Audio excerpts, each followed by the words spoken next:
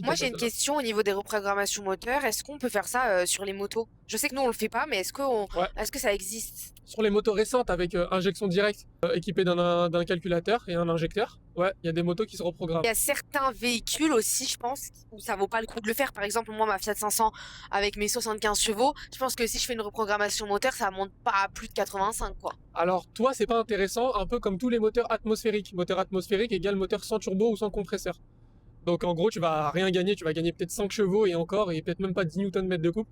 Par contre, toi, vu que c'est un véhicule essence, le 1,2 litre, ça peut être plus avantageux pour toi de faire une conversion à éthanol. Oh, c'est quoi le turbo en fait? Bah, c'est très simple. En fait, tu as une base moteur, donc un moteur avec 3, 4, 5 et 8, 10, 12 cylindres. Tu as le moteur comme ça, et tu as des moteurs qui ont un système de suralimentation. Donc c'est avec le turbo qui va venir envoyer beaucoup plus d'air compressé dans le moteur afin d'augmenter sa puissance, d'augmenter ses performances, augmenter aussi la consommation, enfin baisser la consommation, parce que tu as un moteur qui tourne mieux. Et tu as des moteurs du coup sans turbo qui eux roulent sans turbo. Du coup, maintenant, rien à voir, mais la voiture qui a devant et qui fait de la fumée Ouais, elle noire, ça fume. veut dire Ouais, ouais, quoi? elle fume. Bah, elle, regarde, si tu peux, bon, il faut pas trop montrer la plaque, mais tu vois que quand il accélère, en plus, on sort avec lui. Quand tu vois qu'il accélère et tu vois qu'il a de la fumée noire comme ça, c'est que là, le mélange, il est trop riche. Donc là, il y a un peu trop de carburant. Ça peut être le filtre à particules, ça peut être la vannegière, ça peut être les injecteurs, ça peut être aussi une mauvaise qualité de carburant. Il a peut-être mis un additif aussi dans son réservoir en mettant le plein pour décrasser la voiture. Ça peut être 36 millions de choses, quoi.